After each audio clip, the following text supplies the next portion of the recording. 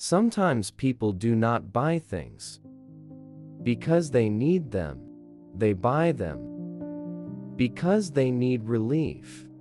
A hard day, a quiet loneliness, a stressful week, a feeling of emptiness, a need to feel rewarded, a need to feel in control again. And in that moment, buying something feels harmless, maybe even deserved.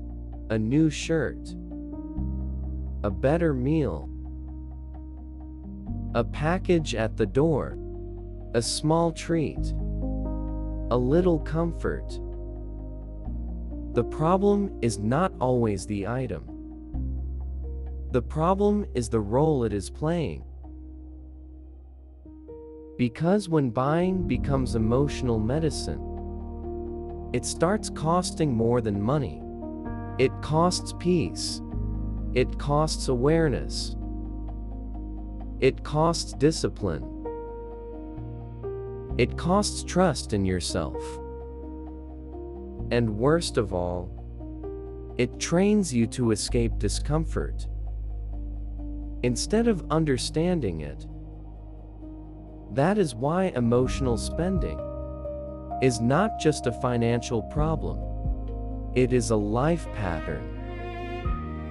And if you do not see it clearly, it can quietly shape your money, your habits, and your emotional life for years. Why buying feels like relief. Emotional spending works for a reason. That is why it is so hard to break.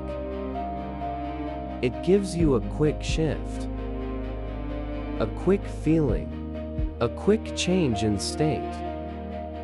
Before the purchase, you feel low, tired, irritated, behind, empty, or emotionally flat.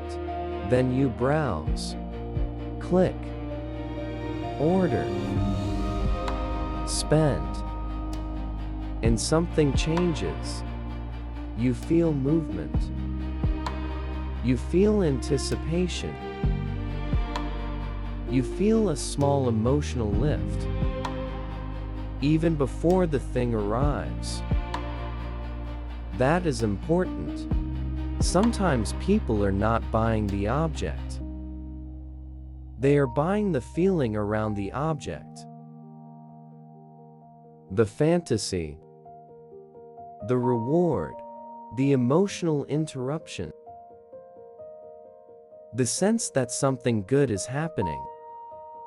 That is why emotional spending often appears after stress, after conflict, after a long day, after boredom, after loneliness, after overwork. It becomes a fast way to change how you feel without changing what caused the feeling. The human side of emotional spending. This is where it becomes very human.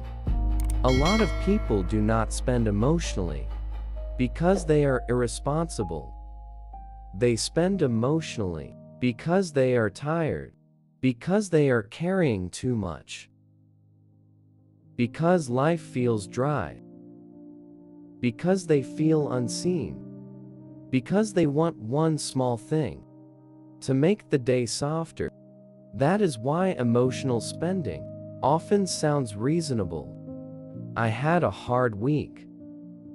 I deserve something. It's not that expensive. It will make me feel better. I need something good right now.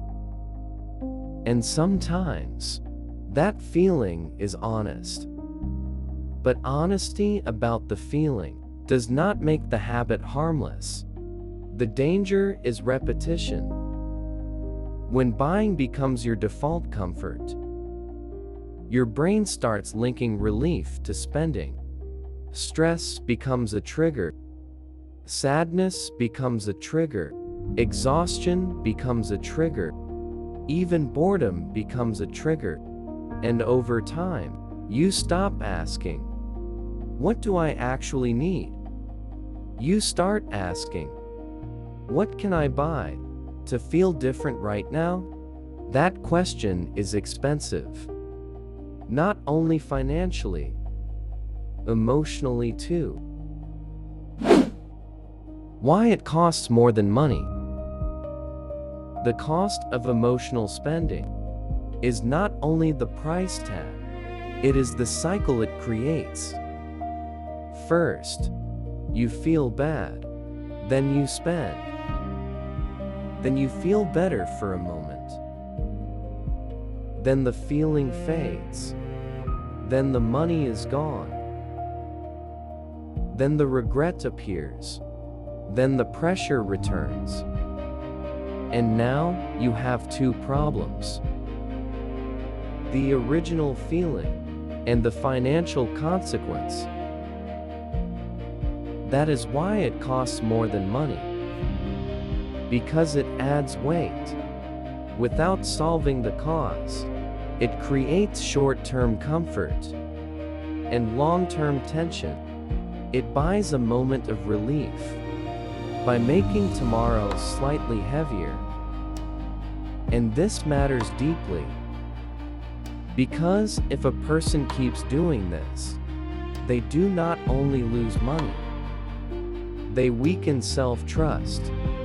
They start seeing themselves as someone who always slips, someone who always breaks under emotion, someone who cannot hold structure.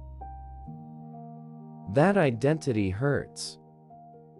And then sometimes, they spend again, just to escape the shame of that identity. That is how a money habit becomes an emotional loop. Emotional spendingus often hidden. Most people imagine emotional spending as dramatic shopping, big impulse buys, big mistakes. But very often, it is quiet. It hides inside ordinary life. Food delivery because you are drained. Little online orders because the day felt empty. Upgrades because you feel under-rewarded. Small treats because life feels too serious. Convenient spending because you are mentally tired. None of these look extreme. That is why they are hard to notice. Emotional spending often hides behind words like comfort, convenience, reward, and I deserve this. And again, none of those words are always wrong. The question is frequency. The question is dependence. The question is emotional function. If spending keeps becoming the way you regulate yourself, then the pattern is no longer small, even if the purchases are. That is why some people say, "I don't know where my money goes." It goes into emotional leakage, small exits, repeated relief, tiny escapes that feel harmless, one at a time. The deeper issue is not spending, it is soothing. At the deepest level, the issue is not shopping, it is soothing. Human beings need soothing. We all do.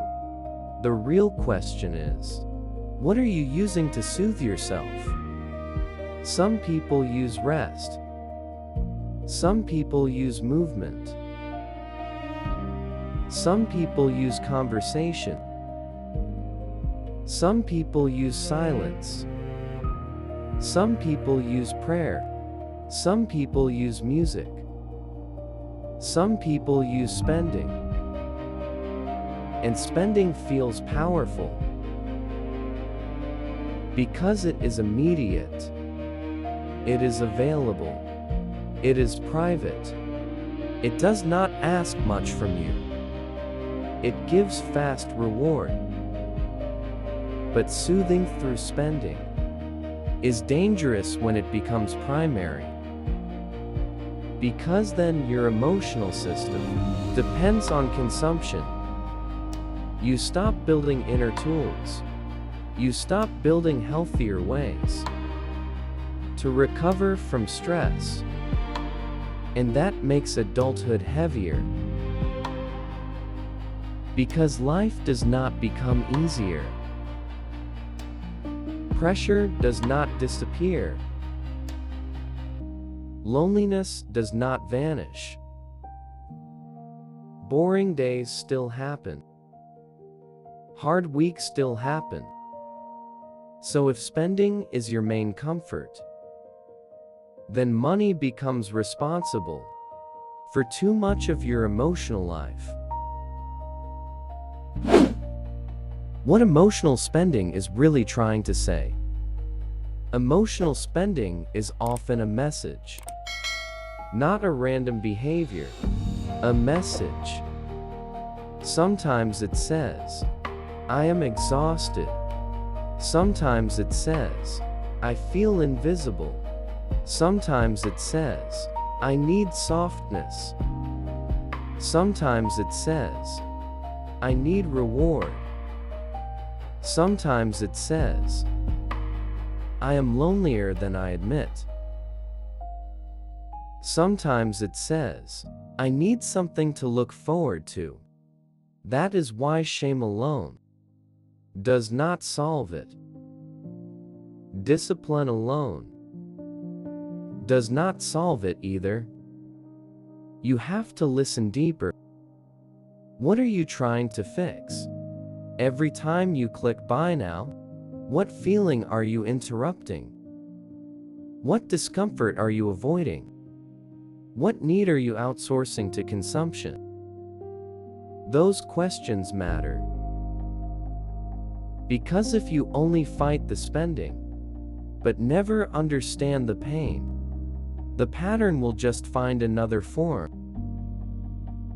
Real change starts when you stop asking, how do I stop buying things? And start asking, what am I trying to feel every time I buy them? What to do instead? So what actually helps? First, slow the moment down. Not every urge needs to become a purchase. Put a pause between feeling and spending. Even 10 minutes matters. Even one night matters. Second, name the feeling honestly. Not the item, the feeling. I am tired. I feel unrewarded. I feel lonely. I want relief. That honesty is powerful. Third, build other forms of soothing. A walk, music, journaling, a shower, calling someone, resting without buying something.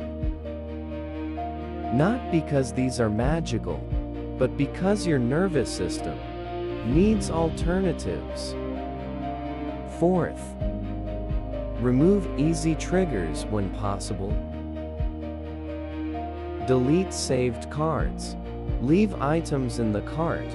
Unfollow certain accounts. Reduce late-night browsing. Make emotional spending less frictionless. Fifth, stop treating every hard day like it deserves financial compensation. Some days just need recovery, not a purchase, not a package, not another expense. just recovery. Closing. In the end, emotional spending is not really about things. It is about pain, relief, and what you have learned to use to feel okay. Buying something can feel small, but if it becomes your way of surviving discomfort, then it becomes much bigger than the item itself. Because now your money is carrying part of your emotional life, and that is a very heavy job. The goal is not to never enjoy anything. The goal is not to become cold. The goal is not to remove comfort from life. The goal is to stop confusing comfort with consumption, to stop outsourcing healing to spending, to stop making your future pay for the emotions of the present. Because real peace does not come from buying relief over and over again. It comes from becoming someone who knows how to face discomfort without always reaching for a transaction. And that kind of strength will protect much more than your money. It will protect your mind, your discipline, your self-respect, and the quiet trust you are trying to build with yourself. Thank you for listening and for staying with me until the end of this video. Please subscribe to the channel for next video.